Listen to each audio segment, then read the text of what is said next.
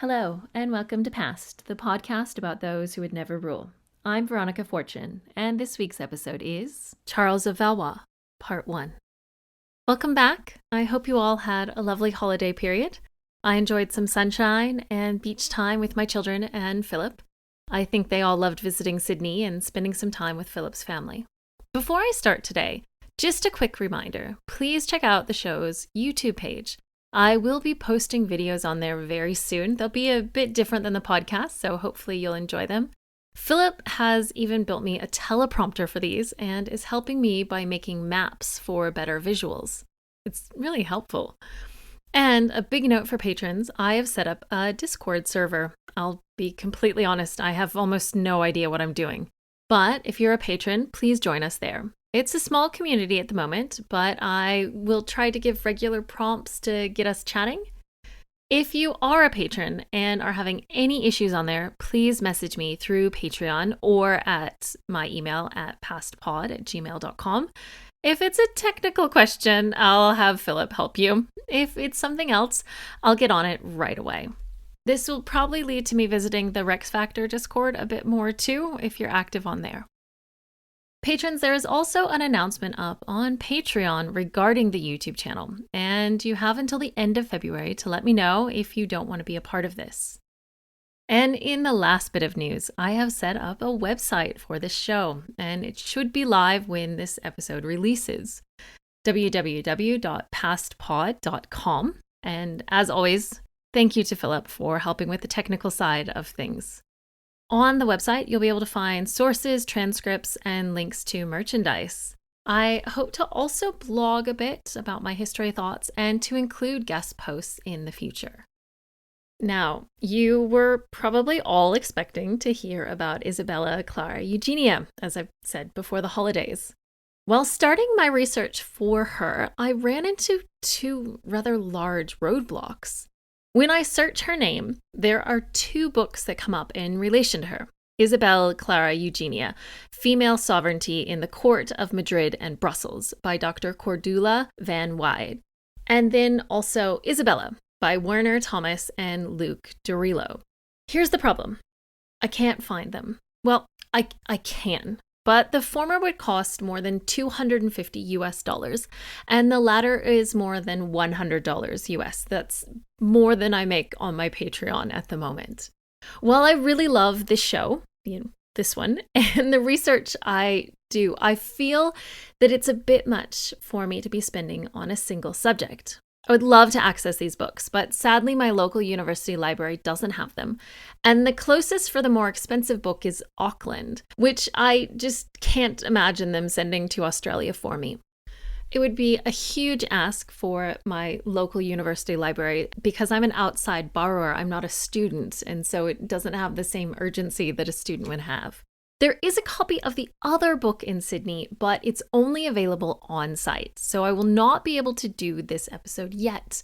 I would need to go to the university in Sydney and contact the university in Auckland, and I do plan to do this, but will not have time to do so until next year. I have to plan it out quite carefully and spend more than a weekend in Sydney to do it.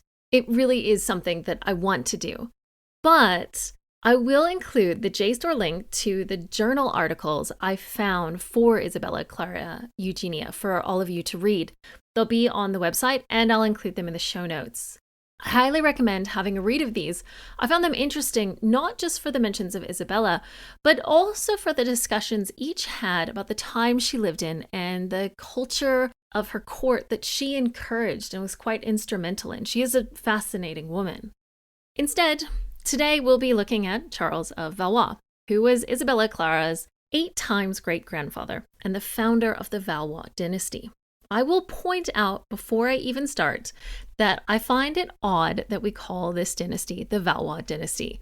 Through Louis the 11th, Francis I, Henri II, etc. Because Louis, based on the change from Capet to Valois, should be the Orleans dynasty. And Francis and his descendant should be the Angoulême dynasty. But that's just me thinking about grouping people too specifically. Remember, all of these men are Capet. just like everyone involved in the Wars of the Roses were Plantagenet until Henry VII, who was actually Tudor. Okay, moving on from my obsession with organization. What are my sources for this episode? Well, since I don't speak French, I initially thought I couldn't use Charles of Valois by Joseph Petit. Since I can't find the 2001 English translation, I can't. But then I asked Philip for help. Let me tell you, he came through. I had struggled since Google Translate won't translate scanned documents. Philip was able to run the scanned PDF from the Internet Archives through PDF24 to create a version that could be translated. He then edited things to make sure various pages and numbers were lining up, and then split the 400-page document into smaller documents before running it through Google Translate and giving me 5 documents that are ready for me to read. And this is nowhere near as good as a properly done translation with a human being, but it did work for getting a few of the details of Charles's life for all of you. And it looks like he can do this with manuscripts as well. So if I'm having trouble and can only find a manuscript in Latin, he will be able to help me with those. And I'm just really happy he figured this out because I really wanted to use Petit's book for this. And I'll include a link to the Internet Archive copy of the book if you're interested. I do want to be really clear. This book is in the public domain, and I would only recommend this process for books that are, because authors should be paid for their work. I haven't faced a translation issue like this for a book that's still in copyright. Thankfully, most newer books are translated into English, which is lucky for me. And if I did face this, I would probably buy the book in whatever language was available and then do the translation that way, because yet again, authors should be paid for their work. I'm also using Capetian France, 987 to 1328, both the second and third editions. These are both primarily written by Elizabeth M. Hallam, and the second edition is co-written by Judith Everhard, and the third by Charles West. And there are some differences between the two editions. I'm also using a few journal articles as well as book chapters. And as always, the JSTOR links to those will be in the description box and now on the website. The book that I've pulled is Courting Sanctity, Holy Women and the Capetians. Because this time period is far enough back that there were still a few chroniclers, I will be using a bit of, mispronunciation incoming, Dino Campeggio's Chronicle of Florence. I have also pulled out She-Wolves by Helen Castor, since Charles of Valois comes up a few times in his niece Isabella of France's story. I should let you know before I start that Charles of Valois surprised me in a few ways. I didn't expect him to have been successful militarily, or that super important to his brother, but it turns out he actually was. In addition, I didn't realize how pious he was, but surprise, he really was respected by multiple popes. I think an important question is, how close to being king was Charles of Valois? Well, jumping ahead to the end, he died on the 16th of December, 1325, and his son, Philip VI, became king on the 1st of February, 1328. So pretty close compared to the other almost kings I've covered in this miniseries. What's also rather interesting about Charles is that he had something even better than a kingdom. He had an empire, at least in name. Okay, I should probably get back to the beginning after those spoilers. Charles of Valois was the fourth son of Philip III of France and his first wife, Isabella of Aragon. He was born sometime between the 27th of March to the 12th of April, 1270. And yes, it's another one of those times the chroniclers forgot to write the date. In their defense, the royal family was on Crusade, and it's likely they were busy thinking about other things. Oh, and yes, little Charles was likely born in Tunis. We do know that he was born during Lent, which ended on the 12th of April that year, and that he was born after the 27th of March because he wasn't 14 before the 27th of March in 1284, and this will come up again soon. Charles had 3 older brothers, Louis, Philip, and Robert. You should be familiar with Philip, who will become Philip IV or Philip the Fair in 1285. His mother would die in 1271 while pregnant with her youngest son, who was stillborn. Louis IX, Saint Louis, Charles's grandfather, also died on this crusade, though prior to his daughter-in-law's death. She was queen for a short time, so that's a win for her, right? A few years after his mother's death, Charles's father, Philip III, married again to Marie of Brabant. Charles and Philip also had one older brother, Louis, who sadly died in 1276, possibly poisoned on the orders of their stepmother, Marie. Sometime between 1270 and 76, Robert also died. Charles's younger half-brother Louis was born in May 1276, sometime after the death of their older brother Louis. There's so many Louis. This younger Louis will be referred to as Louis of Evreux. Charles of Valois also had two younger half-sisters, Blanche and Margaret. Margaret has come up in Isabella of France's episodes. She will eventually become the second wife of Edward I of England and the mother of Edmund of Woodstock, who was executed under the orders of Isabella of France and her lover, Roger Mortimer, during Edward III's minority. This also makes Margaret the grandmother-in-law to the Black Prince, since Edmund of Woodstock was Joan, the Fair Maid of Kent's father. Oh yes, everyone really is related. Really, really related, and rushed papal dispensation was received. Charles of Valois was rather close to his surviving brothers, Philip the Fair and Louis of Evreux. In fact, this is actually a noted trait of the Capetian royal family. Brothers seem to get along well. Their own father, Philip III, had named his younger brother, Peter, as regent should he die prior to Philip IV's coming of age. Yes, some kings planned well for the possibility of their death. There are only one or two instances of brothers who struggled politically with each other, and no attempts to usurp each other since Robert I of Burgundy tried to overthrow Henry I in the 1020s. So not something kings were worried about at this point. I find this interesting due to the claims that Louis of Evreux's mother, Marie of Brabant, may have planned to poison the oldest sons of Philip III, Louis, and possibly the others. And it was known that she wanted her son, the younger Louis, to become king. Despite this, Philip IV used his brother, Louis of Evreux, as a trusted aide once he became king. And of course, he used Charles of Valois. And this will come up more than a few times throughout this episode. This next bit is going to cover a wee bit of European history at the time, so hopefully it will make sense. Philip III was offered the chance to give his second son, Charles, a throne in 1283, the crown of Aragon. The King of Aragon, Peter III, had ruled since 1276, but in 1282 he pushed a claim to Sicily through his wife Constance. Sicily had been held by Charles of Valois' great-uncle, Charles of Anjou, since 1266. In case you're curious, Charles of Anjou was the youngest brother of Louis IX, making him Philip III's uncle. Peter III's wife Constance was the daughter of Manfred, who had been king of Sicily from 1258 to 1266. After Manfred's death, Charles of Anjou had captured his widow, Helena, and their 4 children.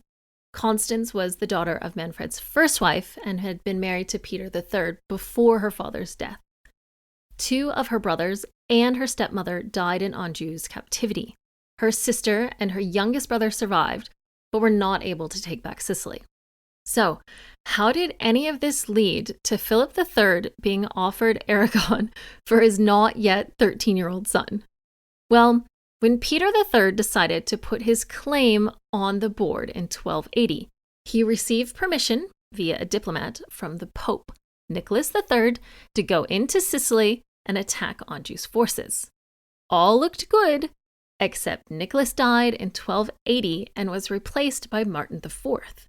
Martin didn't approve of Peter III's plans. Full disclosure, Martin was a bit linked to the French throne. Peter III was excommunicated at some point in 1282. And I don't want to go through the whole war that occurs, but there is a pretty funny story about Peter III and Anjou agreeing to meet to solve their problem by single combat. They arranged to meet on the 1st of June, 1283, but apparently forgot to decide what time. Peter showed up in the morning and got bored waiting, and Anjou showed up in the afternoon, and they both called each other a coward and claimed that they had won because the other hadn't shown. Due to Peter III's excommunication, his actual kingdom, the one that he had been crowned in, Aragon, was up for grabs. Hence, Philip III being offered it for his younger son. Well, Anjou had a little to do with that, in that he suggested his great-nephew for the role. And it did help that Charles of Valois' mother was Isabella of Aragon, which meant that he had a tenuous link to the throne. Through her, he was a nephew of Peter III and one of his few relatives who hadn't taken up arms after Anjou and angered the Pope. In May 1284, Charles of Valois, at only 14, was actually invested as the King of Aragon by the Pope. Oh, and this is where the being 14 after the 27th of March comes in. There is a letter discussing his investiture, and it stated it needed to happen after that date, which means he wasn't 14 before that date. Charles also had to swear to never hold the thrones of France, England, Castile, Orleans, and the Pope would need some money, of course, just a small little bit of pocket change. Even with this okay from the Pope, Charles of Valois still needed to hold the kingdom in a literal sense. Due to both Peter III's excommunication and his father making Aragon a papal fief, this was actually a crusade, the Aragonese Crusade. To get this, he and his father, Philip III, took up plans for a military campaign, and things looked okay from the start. A note, though, Philip the Fair was not supportive of his father or brother on this cause, but he marched south with them. He seemed to be close to his Aragonese family, and he supported Peter III and his cousins who were Peter's heirs. Further note, Peter III's brother, James II of Majorca, came out in support of Charles of Valois, and as the Spanish equivalent of a marcher lord, he held Roussillon on the border with France. Charles and his father reached Roussillon near the Aragonese border and previously part of Aragon on the 15th of June, 1284, and Charles was crowned with a cardinal's hat by a cardinal a few days later. Yes, he was crowned without a crown. Awkward. And he did get mocked for this later in life. And I think at this point, Philip the Fair remained there while Charles and Philip III went into Aragon. Before Charles and Philip III could get into any actual battles, Anjou died in January 1285, and as they were getting ready to leave, the Pope, Martin IV, died in March. The pair, along with James II, were able to take Grenoble in September 1285, but they were cut off from supplies by Peter III's fleet. In the end, while they were able to hold the city, it was a hollow victory. Dysentery, yes, everyone's favorite disease, began to spread through the French forces. It appears that Philip III came down with this. The French forces withdrew, and Philip III made it to Perpignan in Roussillon before he died on the 5th of October, 1285. Philip III likely made Philip the Fair, soon to be Philip IV, swear to help Charles become the King of Aragon. Or he may not have. Two different chronicles have different stories. Surprise. Philip the Fair's behaviors point towards that being something he wouldn't agree to, at least in my humble opinion. As I've mentioned before, he was supportive of his uncle and cousin's claims. Through his father's will, Charles of Valois became, well, Charles of Valois. Yes, he received the Countship of Valois, but he wouldn't have control of the administration until 1291, when he reached 21. There were just multiple ages of majority. It's kind of like America. Due to the delay between his attempt at taking Aragon and him getting his funds from his county, Charles was unable to take Aragon. That and the 10 years of negotiations that occurred after the Crusade kind of stopped it. Yes, it took 10 years to negotiate a settlement. Edward I of England was even looked to at one point to help settle things. The Pope, the Spanish kings, and the French were able to sort it out on their own, though. In the end, Charles was paid well for renouncing his claim. Plus, he contracted a wealthy marriage with his second cousin because everyone is related. Charles of Anjou had been succeeded as King of Sicily by his son, Charles II of Anjou, whom I'll just call Anjou. I do have to warn you all, there are a lot of Charleses. I'll usually use their titles, but Charles, our Charles of Valois, will always be Charles or Charles of Valois. Now, I should let you know that at the time of his ascension, the new Anjou was a prisoner of the Aragonese. His imprisonment, plus that changing of the Pope thing, was part of the reason the agreement took 10 years to get settled. But let's go back to Charles of Valois.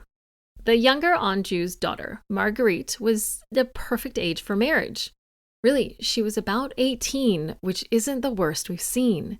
She was given Anjou and Maine as her dowry, and in their marriage contract, Charles of Valois would receive these wealthy counties regardless of their marriage producing children, and the counties would revert to the French throne if both members of the couple died without issue. The couple received papal dispensation in March 1290, and their marriage was celebrated in August of that year. Charles was 20, married to a wealthy heiress, and it sounds like the perfect life for a second son. He did, of course, have to fully renounce his claim to Aragon to receive Anjou and Maine, which he did in 1295. Oh, and he had to promise to help his cousin/father-in-law, Anjou, retake Sicily. Charles and Marguerite would have 6 children, 5 of whom would survive to adulthood, including, most importantly, Philip, the future Philip VI.